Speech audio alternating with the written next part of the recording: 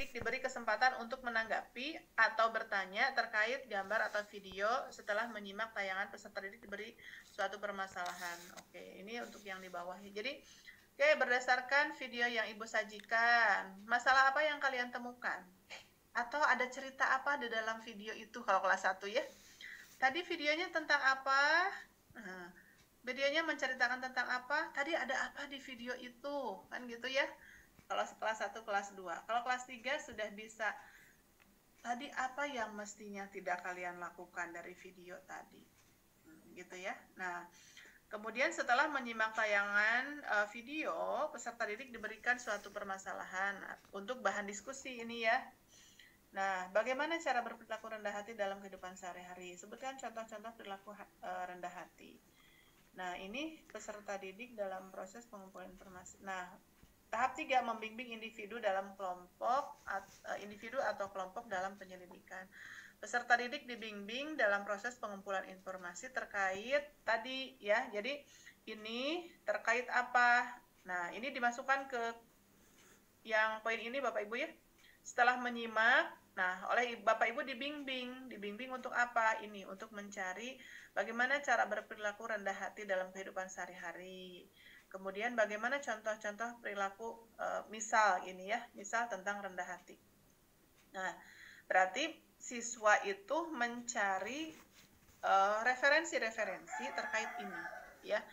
Nah, kalau di dalam kelas berarti Bapak Ibu sajikan dulu membimbing individu dalam penyelidikan itu, oke. Untuk menjawab permasalahan yang kalian temukan, coba perhatikan, Bapak mau, sekarang kita akan membahas mengenai, tuliskan judul Bapak Ibu.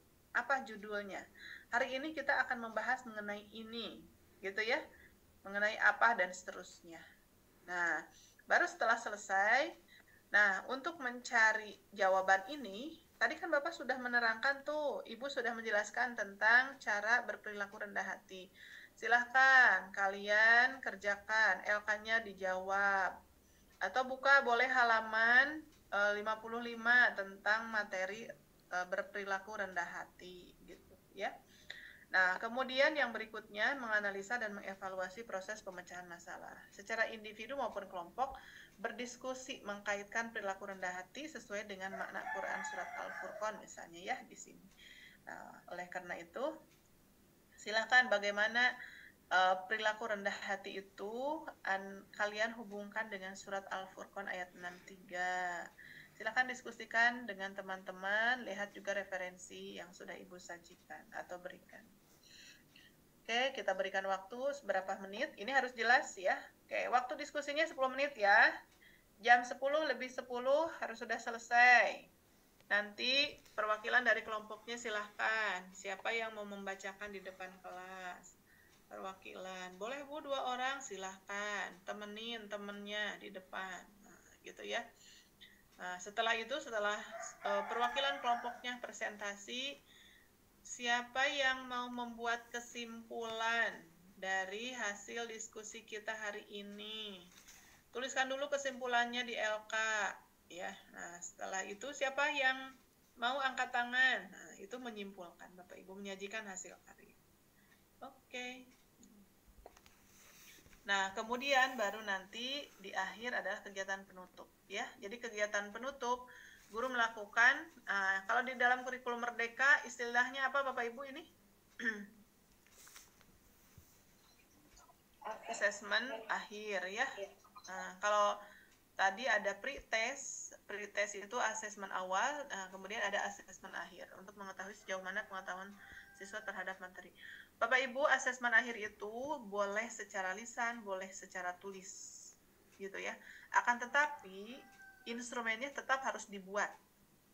Merujuk kepada apa pertanyaannya Bapak Ibu yang ada di asesmen akhir ini? Materi yang diajarkan. Acuannya ke apa pertanyaannya? Ke apa? LKPD Bu. Betul, ke KKTP. KKTP. Ya, KKTP. Oke, ya.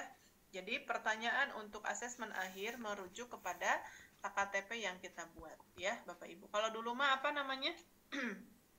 KKM.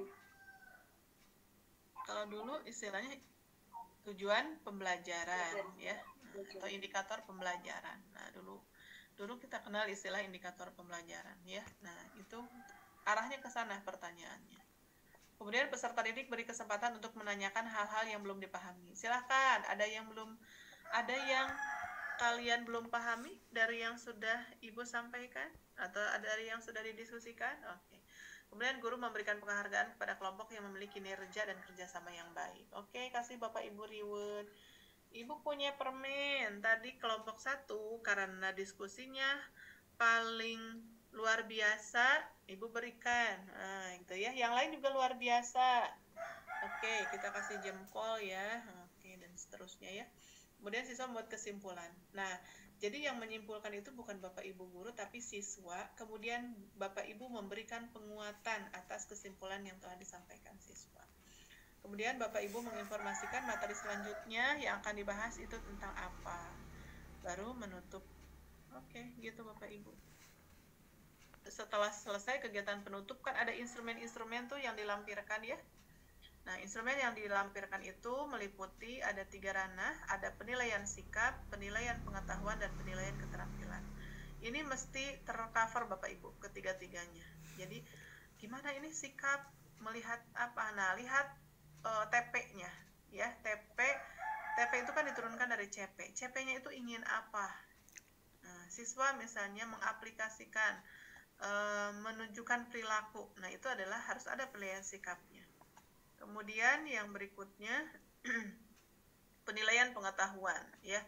Penilaian pengetahuan melalui apa saja Bapak Ibu? Penilaian pengetahuan itu instrumennya?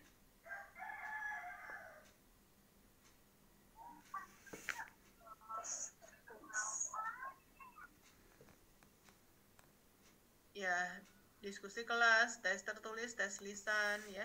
Kalau ada diskusi kelas artinya Bapak Ibu harus punya apa?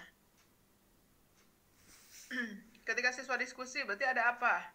Masalah yang mau diskusikan. Instrumennya. Ini terkait penilaian Pak Abron. Kalau siswa diskusi di kelas, instrumennya apa yang kita siapkan? Penilaian. Penilaian apa? Keterampilan. Keterampilan apa? Diskusi Diskusi atau presentasi ya.